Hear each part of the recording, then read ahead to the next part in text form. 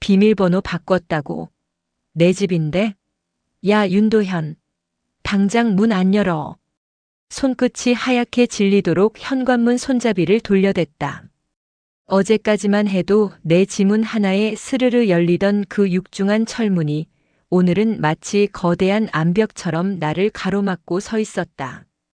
67년을 살면서 내 이름으로 된 집 한 칸 마련하려고 손톱이 다 빠지도록 막노동판을 굴렀고 기름때 전 공장에서 청춘을 다 보냈다.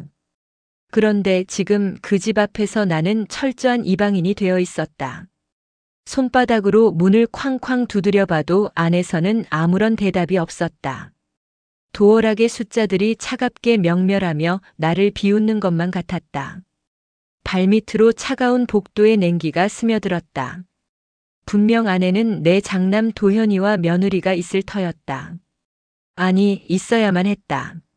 하지만 돌아오는 건 소름 끼칠 정도의 정적뿐이었다. 이게 내가 평생을 바쳐 일궈온 결과물인가?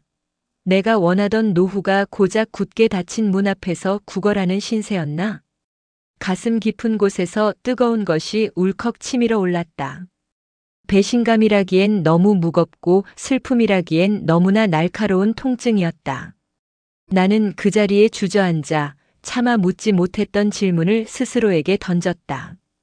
대체 어디서부터 잘못된 것일까? 내가 자식들에게 준 것은 사랑이었을까? 아니면 나를 잡아먹을 괴물을 키운 독이었을까? 사연 시작 전 구독과 좋아요 꼭 눌러주시고 어느 지역에서 듣고 계신지 댓글 남겨주시면 그곳으로 건강운과 재물운이 찾아가길 바랄게요. 그럼 사연 시작합니다. 오늘 아침도 습관처럼 새벽 4시 30분에 눈이 떠졌다. 수십 년간 몸에 밴 공장의 시계는 은퇴한 지 몇 년이 지나도 나를 가만히 내버려 두지 않았다. 삐걱거리는 허리를 짚으며 일어났다. 어둠이 가시지 않은 방 안에서 손을 뻗어 옆자리를 더듬었다. 차가운 이불의 감촉만이 손바닥에 닿았다. 아, 정수기가 없지. 벌써 3년이나 지났는데 나는 아직도 아내의 온기를 찾는다. 부엌으로 나가 물 한 잔을 마셨다. 창밖으로 보이는 새벽 공기는 예나 지금이나 날카롭다. 내 인생도 저 공기처럼 늘 서늘했다. 충청도 시골에서 무작정 상경에 처음 잡은 게 삽이었고 그 다음이 기름때 찌든 렌치였다. 내 손등에는 그때 생긴 흉터들이 훈장처럼 박혀 있다. 공장에서 기계 돌아가는 소리가 자장가처럼 들릴 정도로 나는 일에 미쳐 살았다. 아니, 정확히는 돈에 미쳐 살았다. 내가 벌어오는 그 10원 10,000원짜리 지폐 몇 장이 내 자식들의 미래가 된다고 믿었으니까. 여보, 당신 몸 생각도 좀 해. 영양제라도 좀 챙겨 먹고. 생전의 정수기는 늘 내 거친 손을 잡으며 울먹였다. 그럴 때마다 나는 투박하게 손을 뿌리치며 소리를 쳤다. 내 몸뚱이가 재산인데 무슨 소리여? 도현이 이번 학원비가 얼마인지나 알아? 지혜 대학 등록금은 하늘에서 떨어지냐고. 속으로는 나도 쉬고 싶었다. 비 오는 날이면 마디마디 쑤시는 무릎을 꿇고 공사판에 나가는 게 죽기보다 싫었다. 하지만 내가 멈추면 도현이의 영어 단어장이 멈추고 지혜의 새 구두가 사라지며 막내 민석이의 태권도 도복이 작아질 것만 같았다. 그래서 나는 나를 지웠다. 윤석만이라는 이름 석자 대신 도현이 아빠로 돈 벌어오는 기계로 살기로 작정했다. 점심 도시락은 늘 찬밥에 단무지 몇 조각이었다. 동료들이 식당에 갈 때 나는 공장 구석에서 쪼그려 앉아 밥을 씹었다. 그 딱딱한 밥알을 삼키며 나는 생각했다. 내 자식들은 좋은 식당에서 맛있는 거 먹겠지. 그거면 됐다. 아버지는 원래 참고 버티는 존재니까. 그게 내 신조였다. 내 자존심은 낡은 작업복 주머니 속에 구겨넣고 자식들의 길을 살려주는 것만이 내가 이 세상에 태어난 유일한 이유라고 여겼다. 정수기가 아프기 시작했을 때도 나는 바보 같았다. 병원비가 아까워 끙끙 앓는 아내에게 금방 나을 거야. 약 사왔으니까 이거 먹어라며 싸구려 진통제만 건넸다. 사실은 알고 있었다. 정밀 검사를 받아야 한다는 걸.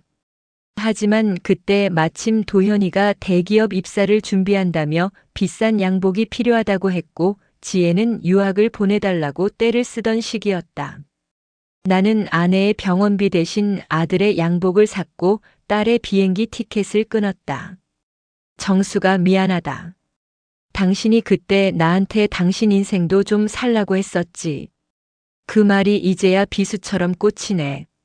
아내가 세상을 떠나고 남은 건 이 32평 아파트 한 채와 텅 빈 가슴뿐이었다. 장례식을 치르고 돌아온 날 자식들은 슬퍼하는 듯 보였으나 눈빛은 벌써 내 집 구석구석을 훑고 있었다. 장남 도현이는 거실 벽지를 보며 중얼거렸다. 이 집도 오래됐네. 인테리어 좀 하면 값 좀 나가겠는데. 그 말이 아내를 잃은 슬픔보다 더 시리게 다가왔지만 나는 애써 고개를 저었다. 아니야, 애들이 경황이 없어서 그런 거겠지. 내가 잘 키웠는데 설마. 하지만 아내가 죽은 뒤 이 집은 더 이상 나의 안식처가 아니었다. 도현이는 자기 집 가전제품이 고장났다며 내 집 냉장고를 가져갔고 지혜는 친정 올 때마다 반찬은커녕 안방에 있는 아내의 유품 중 돈이 될 만한 것들을 하나둘 챙겨갔다.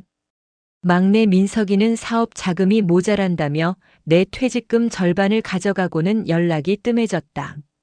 나는 점점 작아졌다. 집안 곳곳에는 내 물건보다 자식들이 맡겨놓은 짐들이 더 많아졌다. 내 방은 어느새 손주들의 장난감 창고가 되었고 나는 거실 소파 귀퉁이에서 잠을 청하는 날이 많아졌다. 그래도 나는 웃으려 노력했다. 아버지는 괜찮아. 너희들만 잘 살면 돼. 이 말은 내 인생을 지탱하는 마지막 자존심이자 스스로에게 거는 최면이었다. 어느 날 오후 베란다에서 화초를 만지고 있는데 거실에서 도현이와 지혜의 낮은 목소리가 들려왔다. 오빠, 아버지 저러고 혼자 계시는 거 좀 그렇지 않아? 관리비도 많이 나오고. 그러게. 나도 생각 중이야. 이 집을 계속 아버지가 들고 계시는 게 비효율적이잖아. 비효율적이라니. 내가 30년 넘게 피땀 흘려 지켜온 내 집이 자식들의 입에서는 비효율이라는 단어로 치부되고 있었다. 심장이 덜컥 내려앉는 기분이었다. 혹시 내가 짐이 되고 있는 건가? 손에 들고 있던 분무기가 파르르 떨렸다. 아니야, 설마 그럴 리가 없다. 내가 어떻게 키운 자식들인데. 나는 애써 외면하며 화초에 물을 주었지만 물줄기는 자꾸만 빗나갔다. 내 인생의 방향이 빗나가고 있는 것처럼. 그날 이후 도현이의 발길이 잦아졌다. 평소엔 명절에도 얼굴 보기 힘들던 녀석이 주말마다 과일 상자를 들고 찾아와 내 어깨를 주물렀다. 아버지, 요즘 세상이 험해요. 노인네 혼자 명예 가지고 있으면 사기꾼들이 제일 먼저 달려들어요. 세금은 또 얼마나 많이 나오는데요. 도현이의 목소리는 기름칠한 기계처럼 매끄러웠다. 그는 내 앞에 복잡한 서류 뭉치를 내밀었다. 증여니, 절세니 하는 단어들이 내 귀에는 외계어처럼 들렸다.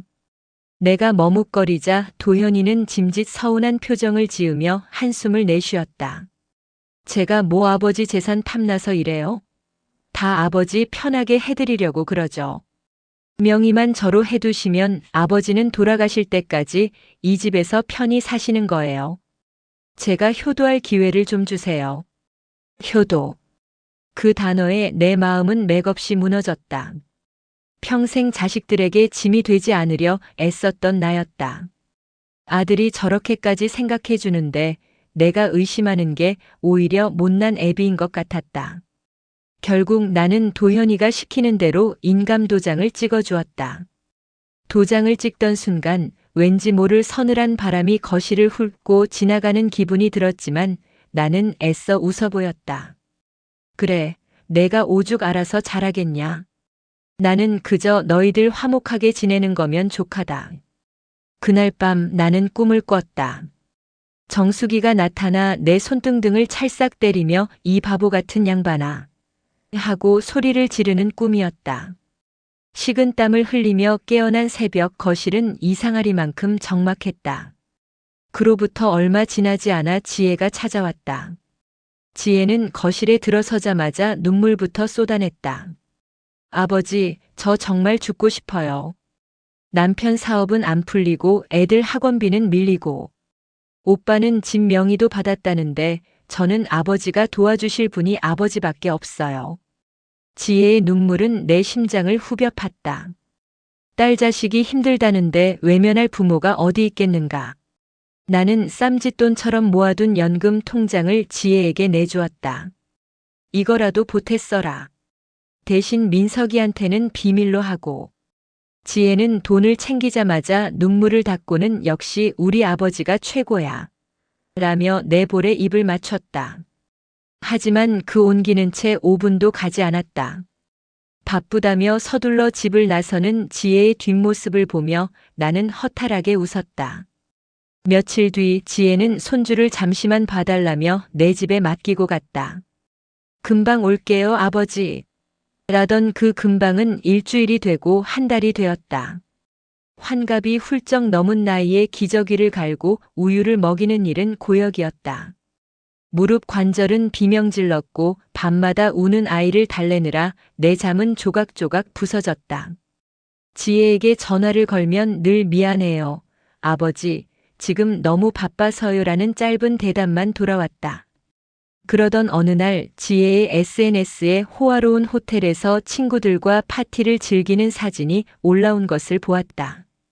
잠깐. 이건 아니지 않나? 애는 나한테 맡기고 저런 데를 갔다고. 가슴 한구석이 싸늘해졌다. 내가 자식들에게 베푼 건 희생이었는데 그들에게 나는 그저 편리한 서비스 센터였을 뿐일까? 내적인 독백이 머릿속을 맴돌았다. 아니야, 지혜도 숨 좀 돌려야겠지. 얼마나 힘들었으면 그랬겠어. 나는 다시 한번 나 자신을 속였다. 막내 민석이는 아예 대놓고 나를 현금 인출기 취급했다. 가끔 찾아올 때면 늘 술에 취해 있었고 입만 열면 돈소리였다. 아버지, 저 이번에 진짜 대박날 사업 아이템이 있어요. 딱 2천만 원만 더 있으면 돼요. 이번이 정말 마지막이에요. 아버지 막내 아들 길바닥에 낳는 거 보고 싶으세요? 민석이의 말은 협박에 가까웠다. 나는 이미 바닥을 드러낸 통장을 보여주며 고개를 저었다. 그러자 민석이는 내 거실 벽에 걸린 아내의 영정 사진을 가리키며 소리를 질렀다. 엄마가 살았으면 이랬을 줄 알아요? 아버지는 진짜 냉혈한이야. 그 말은 내 가슴에 대못을 박았다. 냉혈한. 내가 누구 때문에 평생을 개처럼 일했는데. 분노가 치밀어 올랐지만 나는 그저 입술을 깨물며 참았다. 자식과 싸워 이겨서 뭐 하겠나 싶었다. 그런데 며칠 전부터 집안 분위기가 이상하게 돌아갔다. 도현이는 말도 없이 현관 도어락을 최신형으로 교체했다. 내 지문은 등록해주지도 않은 채 아버지, 요즘 보안이 중요해서요. 제가 나중에 비번 알려드릴게요라며 얼렁뚱땅 넘어갔다. 그리고 오늘 친구를 만나고 돌아온 내 눈앞에 믿기지 않는 광경이 펼쳐진 것이다. 현관문 앞에는 내 낡은 구두 2켤레와 오래된 작업복이 담긴 박스가 덩그러니 놓여 있었다. 당황해서 도어락에 손을 댔지만 번호는 이미 바뀌어 있었다. 도현아, 지혜야, 안에 누구 없냐? 나는 미친 듯이 문을 두드렸다. 하지만 안에서는 웃음소리만 간간히 들려올 뿐 누구도 문을 열어주지 않았다. 설마 명의를 가져가더니 이제 나를 몰아내려는 건가? 그 의심이 확신으로 변하는 순간 나는 심장이 멈추는 것 같은 공포를 느꼈다. 내가 평생 자식들 위해 벌어다 준 집인데 열쇠는 내가 없었다. 내 이름으로 된 집, 그런데 안에 있는 건 나 말고 다 남이었다. 눈앞이 캄캄해졌다. 복도의 센서등이 꺼지며 어둠이 나를 덮쳤다. 나는 그 어두운 복도에 홀로 서서 차가운 철문에 이마를 기댔다. 내 평생의 노고가, 내 모든 희생이 이 굳게 닫힌 문 하나에 부정당하고 있었다. 이게 끝일 리가 없어. 아니, 이렇게 끝낼 수는 없어. 나는 떨리는 손으로 휴대폰을 꺼내 들었다. 하지만 누구에게 전화를 걸어야 할지 알 수 없었다. 자식들은 모두 내 전화를 피하고 있었고 정수기는 이미 곁에 없었다. 그때 발밑에 놓인 상자 사이로 삐져나온 낡은 수첩 하나가 보였다. 내가 공장에서 매일같이 기록하던 작업 일지였다. 그 일지 첫 장에는 아내가 써준 글귀가 있었다. 성만 씨, 당신은 충분히 훌륭한 사람이에요. 자식보다 당신 자신을 먼저 사랑하세요. 그 글귀를 보는 순간 내 안에서 무언가 툭 하고 끊어지는 소리가 들렸다. 배신감은 곧 서늘한 분노로 변했다. 그래, 도현아. 지혜야. 민서가. 너희들이 나를 이렇게 대한다면 나도 이제 너희들의 착한 아버지 노릇은 그만두련다. 나는 박스를 챙겨 들고 천천히 몸을 일으켰다. 무릎은 여전히 아팠지만 눈빛은 그 어느 때보다 날카롭게 빛났다. 이 집의 주인은 나다. 설령 서류상의 명의가 바뀌었을지라도 이 집을 지탱해온 피와 땀은 내 것이다. 나는 이제 내 자리를 되찾기 위한 싸움을 시작하려 한다. 도어락 너머로 들리는 자식들의 웃음소리가 더 커졌다. 나는 그 소리를 뒤로하고 엘리베이터로 향했다. 지금 이 문을 열지 못한다고 해서 내 인생까지 다치게 두지는 않을 것이다. 두고 봐라. 아버지가 참는 건 너희를 사랑해서였지 힘이 없어서가 아니었다는 걸 똑똑히 보여주마. 엘리베이터 거울 속에 나는 더 이상 힘없는 노인이 아니었다. 평생을 버텨온 투사의 얼굴을 하고 있었다. 차가운 복도 바닥에 앉아 보낸 그 밤은 내 인생에서 가장 긴 시간이었다. 낡은 박스 위에 엉덩이를 붙이고 앉아 있노라니 67회를 버텨온 내 뼈마디가 비명을 질러댔다. 가끔 문 너머로 들려오는 웃음소리는 예리한 칼날이 되어 내 가슴을 갈기갈기 찢어놓았다.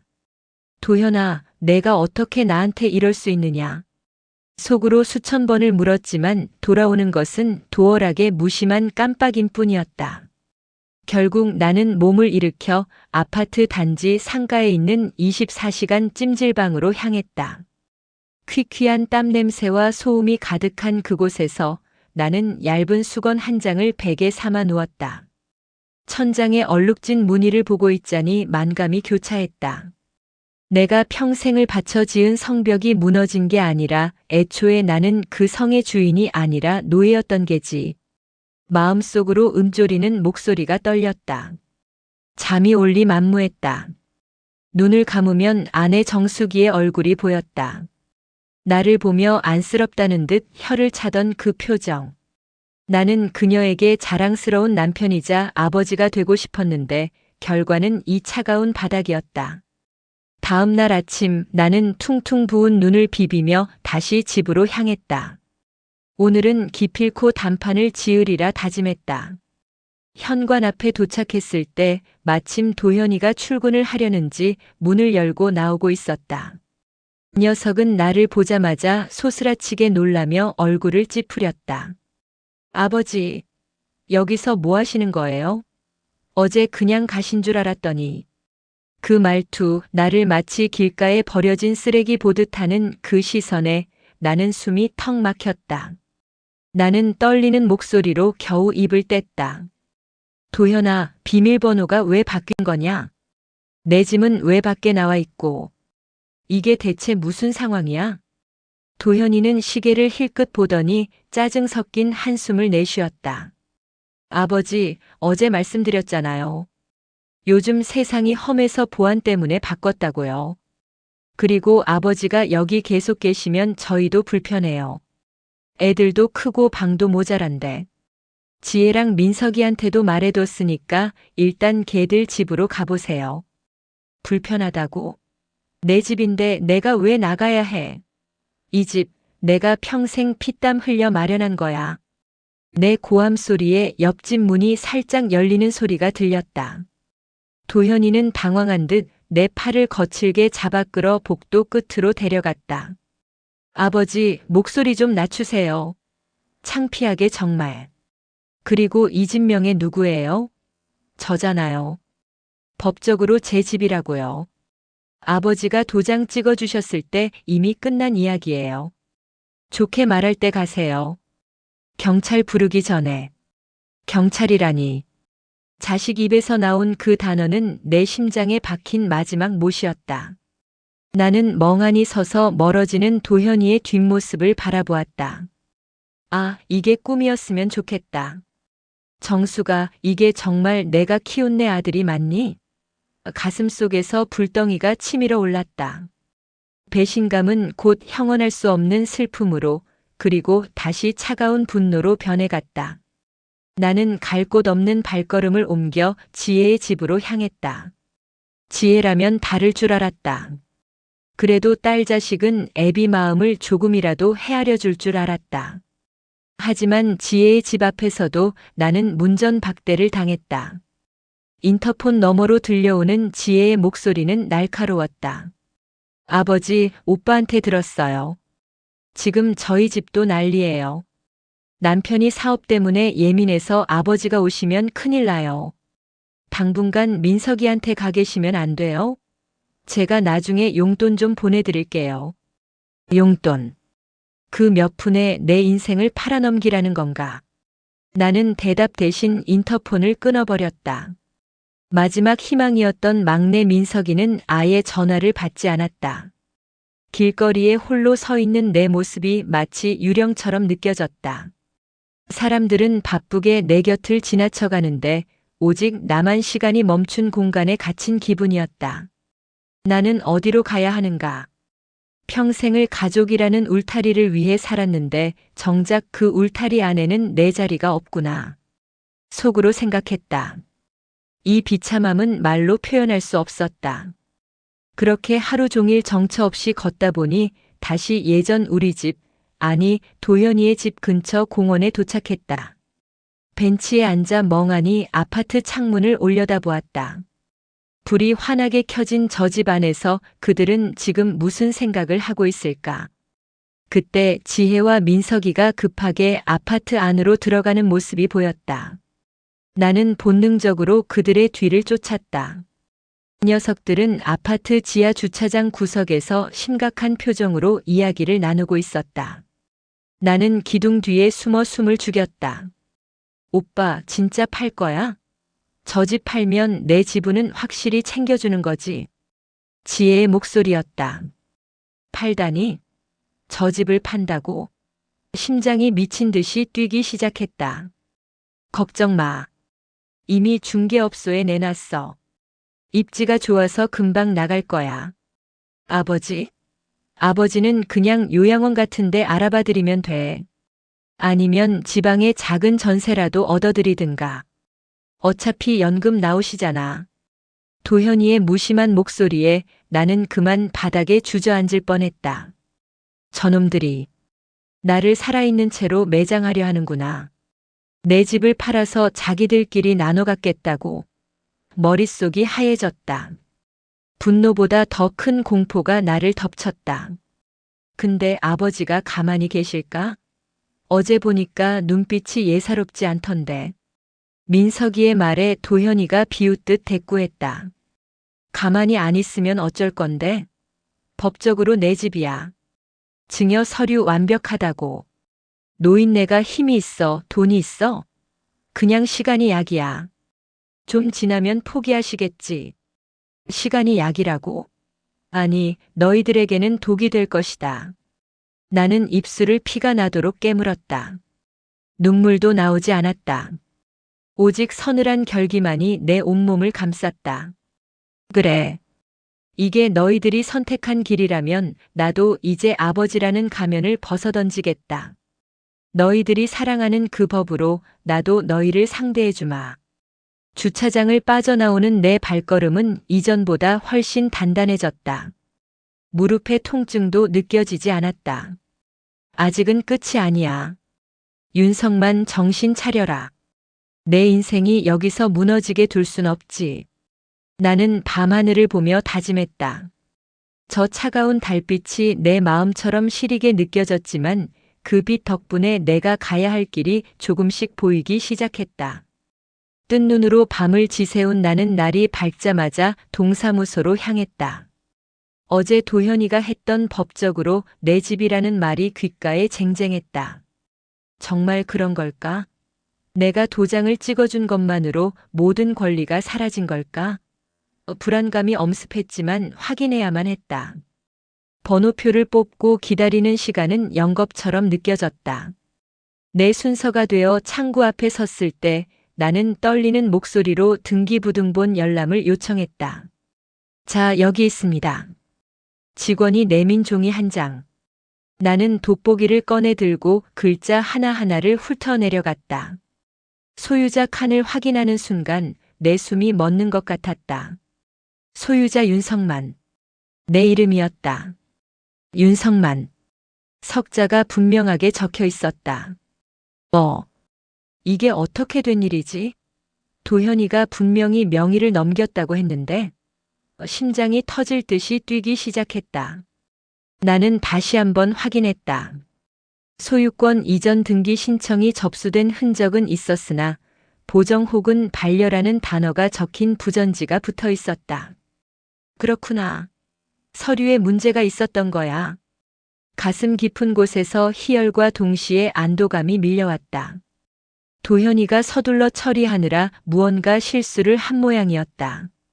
아니면 하늘이 나를 돕고 있는 것일까? 그래, 아직은 내 집이다. 도현이 그놈도 아직 명의가 완전히 넘어가지 않았다는 걸 모르고 있거나 아니면 나를 속이고 있는 거야. 내 머릿속은 빠르게 회전하기 시작했다. 이 기회를 놓치면 안 된다. 지금 당장 법적인 보호를 받아야 해. 나는 동사무소를 나와 곧장 법률구조공단으로 향했다. 무료 법률 상담을 해준다는 안내판을 예전에 본 기억이 났다. 정문을 들어서는데 다리가 후들거렸다. 평생 죄 안 짓고 법원 근처에도 안 가본 나에게 이런 장소는 낯설고 두려웠다. 하지만 지금 나를 지켜줄 수 있는 건 오직 법뿐이었다. 상담실에서 만난 젊은 변호사는 내 이야기를 묵묵히 들어주었다. 내가 가져온 등기부등본과 도현이가 강제로 서명하게 했던 서류들의 복사본 어느 날 밤 몰래 찍어두었던 것이다을 유심히 살피던 그가 입을 열었다. 어르신 천만다행입니다. 장남분이 제출한 증여계약서에 중대한 결함이 있네요. 어르신의 인감증명서 유효기간이 지났거나 아니면 필수 기재사항이 누락된 것 같습니다. 그래서 등기소에서 반려된 상태고요. 그럼 아직 제 집인 게 맞는 거죠? 변호사는 고개를 끄덕였다. 네, 법적으로는 여전히 어르신 소유입니다. 하지만 장남분이 서류를 보완해서 다시 신청할 수 있으니 지금 당장 처분금지 가처분 신청을 하셔야 합니다. 그리고 이전에 하신 증여 의사도 부양 의무 불이행을 근거로 철회할 수 있는 가능성이 커요. 부양 의무 불이행. 그 단어가 내 가슴을 찔렀다. 자식이 부모를 버린 것을 법의 이름으로 증명해야 한다는 사실이 서글펐다. 하지만 변호사의 다음 말은 나를 더욱 정신 번쩍 들게 했다. 그리고 어르신 자제분들이 집을 팔려고 내놨다고 하셨죠? 그건 명백한 사기 행위가 될 수 있습니다. 소유권도 없는 사람이 남의 재산을 팔려고 하는 거니까요. 증거를 더 수집하셔야 합니다. 나는 변호사가 일러준 대로 차근차근 움직였다. 우선 중개업소 몇 군데를 돌았다. 아니나 다를까 도현이는 이미 집주인 아들 행세를 하며 내 집을 급매물로 내놓은 상태였다. 아드님이 급한 사정이 있다고 하더라고요. 아버님은 편찮으셔서 요양원 가실 예정이라면서. 부동산 중개인의 말에 나는 헛웃음이 나왔다. 편찮아서 요양원? 멀쩡히 살아있는 애비를 송장 취급했구나. 나는 몰래 녹음기를 켰다. 도현이의 거짓말들이 차곡차곡 기록되었다. 그래, 도현아. 내가 판 구덩이에 내가 빠지게 될 날이 머지않았다. 조사를 하면 할수록 기가 막힌 사실들이 더 드러났다. 지혜는 내 연금 통장에서 이미 수백만 원을 인출해 자신의 명품 가방을 샀고 민석이는 내 명의를 도용해 소액 대출까지 받으려 시도했다는 것을 알게 되었다. 자식들이 아니라 흡혈귀였다. 내가 그토록 사랑하고 아꼈던 내 새끼들이 나를 빨아먹고 껍데기만 남기려 했다는 사실에 나는 길거리 한복판에서 참았던 눈물을 터뜨리고 말았다. 정수가 나 좀 봐라. 내가 인생을 잘못 산 것 같다. 내가 저들을 너무 오냐오냐 키웠어. 자식 기 살려준다고 내 자존심 다 버린 게 결국 이런 독이 되어 돌아왔네. 마음속으로 울며 다짐했다. 이 눈물은 이번이 마지막이다. 이제는 슬퍼할 시간도 없다. 나는 다시 변호사를 찾아가 확보한 증거들을 내밀었다. 변호사는 놀란 표정으로 나를 보았다. 어르신 대단하시네요. 이 정도면 충분히 승소 가능합니다. 아니, 승소 정도가 아니라 자제분들 형사처벌까지 고려하셔야 할 상황이에요. 형사처벌. 그 말에 잠시 마음이 흔들렸다. 그래도 내 자식들인데 감옥에 보낼 수는 없지 않을까?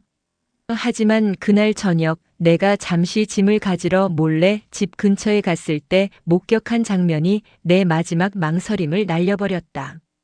내 낡은 작업복 박스가 쓰레기 분리수거장에 아무렇게나 던져져 있었다. 그 안에는 아내 정수기와 함께 찍은 유일한 가족사진 액자가 유리가 깨진 채 뒹굴고 있었다. 내 인생의 모든 기억이 쓰레기 취급을 당하고 있었다. 그래. 끝났다. 부모 자식 간의 정은 너희들이 먼저 끊었다. 나는 깨진 액자를 집어들고 품에 안았다. 차가운 유리 파편이 손바닥을 찔러 피가 났지만 아프지 않았다. 오히려 정신이 맑아졌다. 이번엔 내가 선택한다. 너희들이 원하는 대로 순순히 사라져주지 않으마. 아버지가 얼마나 무서운 존재인지 자식 인생을 위해 인생을 바친 사람이 마음을 돌리면 어떻게 되는지 똑똑히 보여주마. 나는 휴대폰을 꺼내 자식들 전원에게 문자를 보냈다. 이번 주 토요일 오후 2시 집으로 다 모여라. 할 말이 있다. 답장은 오지 않았지만 상관없었다. 그들이 오든 안 오든 그날은 내 인생의 새로운 장이 열리는 날이 될 테니까. 나는 집 근처 작은 여관방에 몸을 뉘었다. 낡은 천장을 보며 나는 처음으로 요약할 수 없는 긴 내적 독백을 이어갔다. 성만아 고생 많았다. 이제야 너를 위해 싸울 준비가 됐구나. 자식들을 위해 산 인생이 아니라 이제는 나를 위해 사는 인생을 찾아야겠다. 그들이 나를 버렸다고 생각하겠지만 사실은 내가 그들을 버리는 것이다.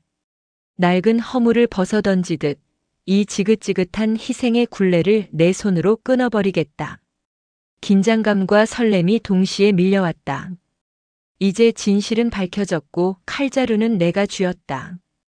토요일 그들이 어떤 표정을 지을지 벌써부터 궁금해졌다. 약속한 토요일 오후 2시 나는 평생을 일궈온 나의 성, 아니 이제는 전쟁터가 된 그 집 현관문 앞에 섰다. 손바닥에 닿는 차가운 금속 도어락의 촉감이 오늘따라 유난히 이질적이었다. 며칠 전만 해도 이곳에서 문을 열어달라고 애원하던 내 모습이 떠올라 쓴웃음이 났다. 하지만 오늘은 다르다. 나는 주머니 속에서 법률구조공단 변호사의 도움으로 발급받은 임시 출입 권한 서류와 열쇠공을 불러 바꾼 새로운 비밀번호를 떠올렸다. 번호를 누르는 내 손가락은 조금의 망설임도 없이 단호했다. 띠링. 경쾌한 소리와 함께 문이 열렸다. 거실에는 이미 도현이와 지혜, 그리고 막내 민석이까지 모여 있었다. 내가 들어서자 그들의 얼굴에는 당혹감과 짜증이 동시에 교차했다. 특히 도현이는 소파에서 벌떡 일어나며 소리를 질렀다. 아버지, 비밀번호 어떻게 알고 들어오셨어요? 제가 분명히 다른 데 가 계시라고 했잖아요. 그의 목소리에는 아버지에 대한 존경이나 걱정 따위는 눈곱만큼도 없었다. 오직 자신의 영역을 침범당했다는 불쾌감뿐이었다. 나는 아무 말 없이 거실 한복판으로 걸어가 가장 상석인 낡은 1인용 소파에 앉았다. 그 소파는 내가 퇴근 후 지친 몸을 누이던 이 집에서 유일하게 내 채취가 밴 곳이었다. 다들 앉아라. 오늘 너희에게 할 말이 있어서 불렀다.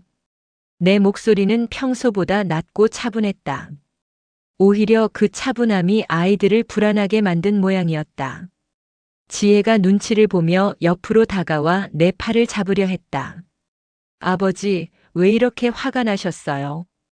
오빠도 다 생각이 있어서 그런 건데. 우선 차라도 한 잔 드시고. 나는 지혜의 손을 조용히 뿌리쳤다. 평소 같으면 그 가짜 눈물에 속아 그래. 내 강아지 하며 넘어가 주었겠지만 오늘은 아니다. 나는 품 안에서 서류 뭉치를 꺼내 거실 탁자 위에 쾅 소리가 나게 내려놓았다. 이게 뭐예요? 민석이가 서류를 집어 들려다 내 서늘한 눈빛에 손을 멈췄다. 나는 도현이를 똑바로 쳐다보며 입을 뗐다. 도현아, 내가 이 집 명의가 내 거라고 했지? 그래서 이 애비를 길바닥에 놔앉게 하고 사진 액자까지 쓰레기장에 버렸느냐? 아, 그건 보안상 어쩔 수 없었다니까요. 그리고 명의는 이미 서류 다 끝난 거나 다름없어요. 도현이의 뻔뻔한 대꾸에 나는 탁자 위에 등기부등본을 펼쳐 보였다. 아니, 아직 내 거다. 내가 서두르느라 서류에 실수를 했더구나. 등기소에서 반려됐어. 법적으로 이 집은 여전히 윤석만 내 소유란 말이다. 순간 거실에 찬물을 끼얹은 듯 정적이 흘렀다. 도현이의 얼굴이 순식간에 흑빛으로 변했다. 지혜와 민석이는 서로 얼굴을 눈치를 보며 입을 벌렸다. 그래, 너희가 믿었던 그 법이 이번에는 나를 지켜주는구나. 속으로 생각했다. 가슴 속에서 뜨거운 것이 울컥 치밀어 올랐지만 나는 이를 악물고 참았다. 여기서 약해지면 안 된다. 그리고 지혜, 너 내 연금 통장에서 800만 원 빼갔더구나. 그 돈으로 명품 가방 샀니? 민석이, 너는 4명의 도용에서 대출 받으려다 걸렸고 내가 모를 줄 알았느냐? 아버지, 그건 나중에 다 갚으려고. 지혜의 목소리가 떨렸다. 나는 그녀의 말을 잘랐다. 갚아? 평생 나를 현금 인출기 취급해온 너희는 한 번도 나를 아버지로 본 적이 없다. 그저 너희 인생의 장애물이나 필요할 때 단물을 짜내는 기계로만 여겼지. 나는 일어서서 아이들 하나하나를 쏘아보았다. 도현이는 여전히 억울하다는 듯 입술을 달싹였지만 나는 기회를 주지 않았다. 오늘부로 이 집 처분금지 가처분 신청 완료했다. 그리고 너희에게 했던 모든 증여 약속은 부양 의무 불이행으로 철회한다. 이제 이 집에서 나갈 사람은 내가 아니라 너희다. 아버지, 어떻게 자식들한테 이럴 수 있어요? 우리 다 길바닥에 나앉으라는 거예요? 민석이가 소리를 질렀다. 그 말에 나는 폭발하고 말았다. 평생 가슴속에 쌓아두었던 응어리가 터져나왔다. 너희가 나를 길바닥에 내던질 때는 그런 생각 안 했느냐? 내가 새벽 공기 마시며 공사판 구를 때 너희는 따뜻한 방에서 내가 벌어준 돈으로 공부하고 옷 사입었다. 정수기가 너희 엄마가 아파서 신음할 때도 나는 너희들 기죽을까봐 병원비 아껴서 너희 등록금 냈다. 그런데 너희가 어떻게 엄마 사진을 쓰레기통에 버려. 내 목소리가 거실을 뒤흔들었다. 떨리는 손으로 가슴을 움켜쥐었다. 심장이 터질 것 같았지만 멈추고 싶지 않았다. 이게 부모의 마음이라고 믿어온 내 인생이 불쌍하다. 하지만 이제는 끝내야 한다. 마음속으로 수천 번을 되뇌었다. 내일부터 이 집 비밀번호는 다시 바뀐다. 너희 집은 내가 사람 불러서 너희 집으로 보내주마. 한 발자국이라도 허락 없이 들어오면 무단 침입으로 신고할 거다. 나 빈말 아니야. 이미 변호사 선임했고 경찰에도 신변 보호 요청했다. 아이들은 내가 알던 아버지가 아니라는 사실에 공포를 느끼는 듯 보였다.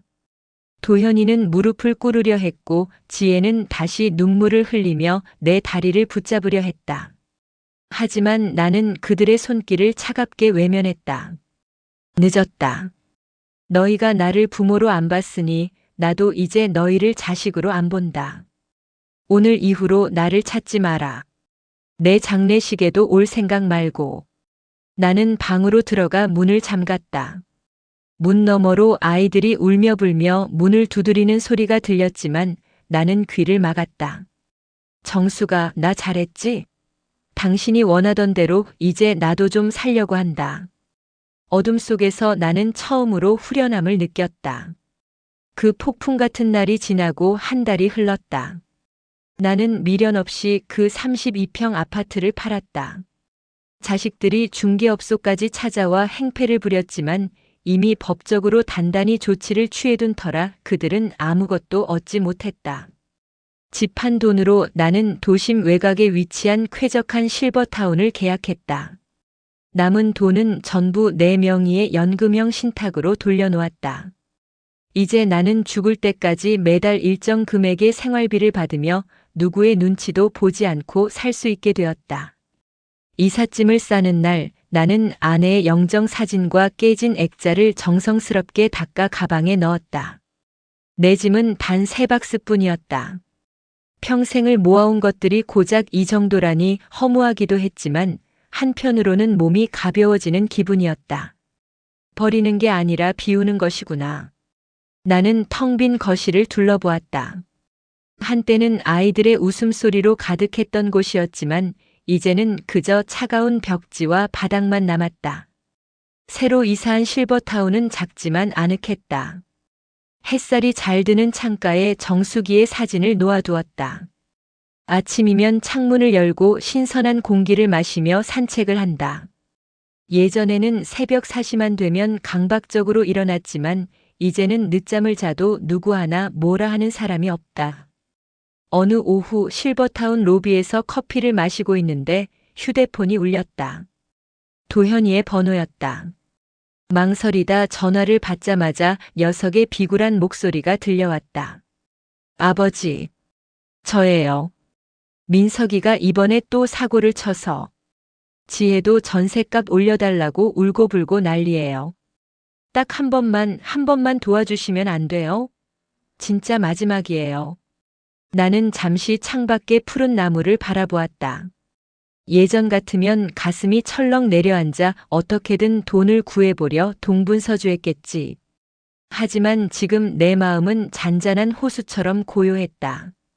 도현아, 이제 아버지는 죽었다. 내가 죽였다고 생각하거라. 너희들 인생은 너희가 책임져라. 그게 어른이다. 전화를 끊고 번호를 차단했다. 손이 조금 떨렸지만 다시는 되돌아가지 않으리라 다짐했다. 자식 위해 산 인생이 아니라 이제는 나를 위해 사는 인생이다. 속으로 생각했다. 이 당연한 진리를 깨닫는데 67년이라는 세월과 내 집, 그리고 자식들과의 인연까지 걸었다니 참으로 비싼 수업료였다. 실버타운 친구들과 함께 탁구를 배우고 서예를 시작했다. 처음으로 붓을 잡았을 때 내 손끝에서 피어나는 묵향이 그렇게 좋을 수가 없었다. 기름때 찌든 냄새 대신 은은한 먹 냄새가 내 하루를 채웠다. 사람들은 나를 윤석만 씨라고 불렀다. 누군가의 아버지가 아닌 오직 나 자신으로 불리는 그 느낌이 낯설면서도 벅차올랐다. 가끔은 옛집이 생각나기도 한다. 하지만 그것은 그리움이 아니라 경계심이다. 내가 다시 그 굴레로 돌아가지 않기 위한 이정표 같은 것. 나는 이제 안다. 진정한 효도는 자식에게 모든 것을 내어주는 것이 아니라 부모가 스스로 행복한 모습을 보여주는 것임을. 그리고 그 행복을 지키기 위해서는 때로 가장 사랑하는 사람에게도 칼을 휘두를 줄 알아야 한다는 것을. 어느덧 해가 뉘엿뉘엿 지고 있었다. 나는 방으로 돌아와 따뜻한 밥을 지었다. 밥솥에서 김이 모락모락 피어오르는 것을 보며 나는 처음으로 내가 차린 밥상을 온전히 즐겼다. 정수기의 사진 속 눈동자가 나를 향해 웃고 있는 것 같았다. 그래, 여보. 나 이제야 사람답게 산다. 늦었지만 그래도 시작했어. 밤하늘에 별이 하나둘 떠올랐다. 나는 창가에 앉아 시원한 맥주 한 캔을 땄다. 목을 타고 넘어가는 톡 쏘는 맛이 내 인생의 사이다처럼 시원했다. 이제 내일이 기다려진다. 내일은 또 어떤 나를 발견하게 될까? 빈집이 남았던 게 아니라 그제야 내가 들어갈 자리가 생겼다는 사실이 눈물 나게 고마웠다. 인생은 집을 짓는 과정과 같다고들 합니다. 저는 평생 자식이라는 기둥을 세우고 가족이라는 지붕을 얹기 위해 제 모든 것을 쏟아부었습니다. 하지만 정작 그 집안에 내가 앉을 의자 하나 마련하지 못했다는 걸 노년에야 깨달았습니다. 여러분 자식을 사랑하십시오. 하지만 여러분 자신을 더 많이 사랑하십시오. 부모가 자신을 버리면서까지 자식을 키우면 자식은 부모를 사람이 아닌 환경으로 보게 됩니다. 내가 없어도 당연히 존재하는 공기나 물처럼 말입니다. 저는 이제야 제 작은 방 하나를 찾았습니다.